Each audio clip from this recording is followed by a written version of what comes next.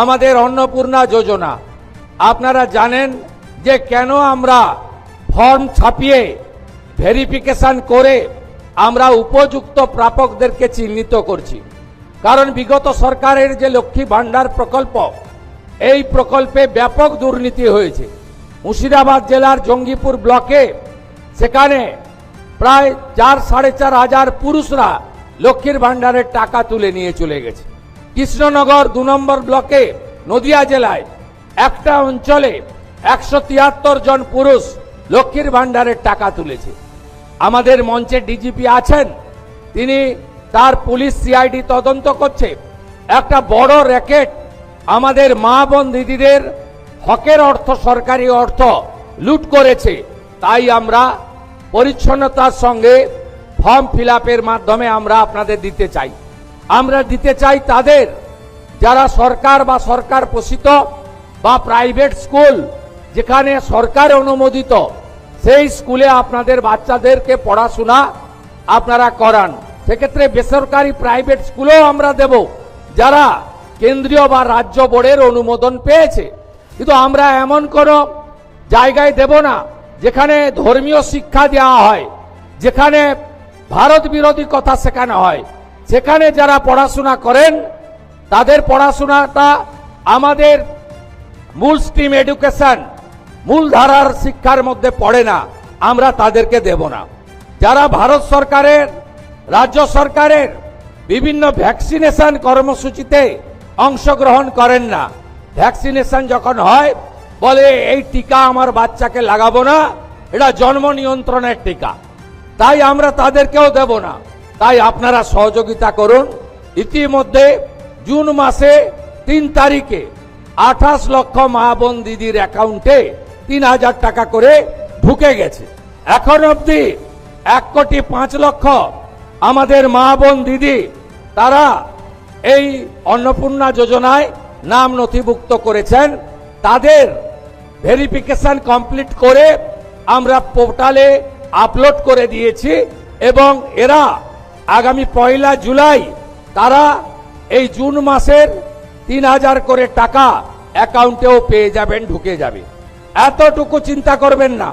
এখনো যারা বাকি আছেন জনকল্যাণ শিবিরে আপনারা ফর্ম ফিল আপ করুন, আধিকারিকরা সাহায্য করবে এবং আমরা প্রয়োজন হলে আমাদের বাড়ি বাড়ি গিয়ে সেই সহযোগিতা আপনাদেরকে করব।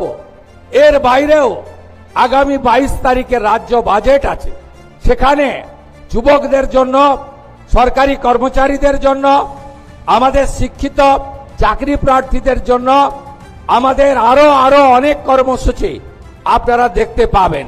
যেহেতু বাজেট আছে আমি তার আগে বলতে পারবো না। অন্নদাতা ভগবান কৃষক যারা আছেন, কৃষকদের জন্য, তাদের জন্য আমরা কর্মসূচি নিতে চলেছি।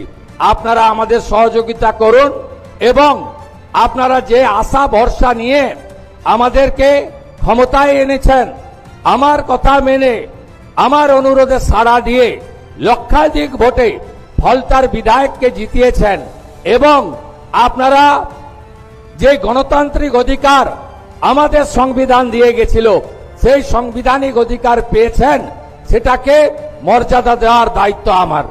আমি এসে আগেই বলেছিলাম, মুখ্যমন্ত্রী হওয়ার পরে আমি রাজনৈতিক কর্মসূচিতে 2 বার ফলদা এসেছি, আজকে সরকারি কর্মসূচিতে এসেছি।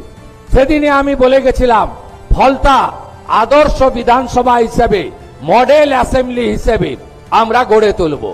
ফলতাতে এসি জেটে আমাদের এখানে আপনাদের সম্প্রসারণ, শিল্প তালুক গড়া, বন্দর ভিত্তিক অনেক প্রোগ্রাম আমরা নিচ্ছি।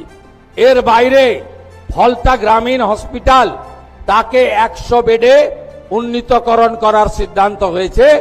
প্রয়োজনীয় ডাক্তার, প্রধানমন্ত্রী জনঔষধি কেন্দ্র এবং আধুনিক চিকিৎসা সামগ্রী ফলতা হসপিটাল থেকে ফলতার গণদেবতা জনতা জনার্দন পাবেন। ফলতার বিডিও মহোদয় রয়েছেন, ডায়মন্ড হারবারের এসডিও রয়েছেন, তারা অবিলম্বে জায়গা চিহ্নিত করে ডিপিআর বানিয়ে জেলা শাসকের মাধ্যমে আমাদের সচিবালয়ে পাঠাবেন। ফলতাতে আমরা একটি মহিলা কলেজ এবং একটি ফায়ার ব্রিগেড স্টেশন এখানে অনুমোদন দিচ্ছি। এর বাইরেও আমরা ফলতা থানাকে শক্তিশালী করা এবং ফলতা থানায় মহিলাদের জন্য আলাদা হেল্প ডেস্ক তৈরি করে এখানে আরো মহিলা অফিসারদেরকে আমরা নিয়োগ করব।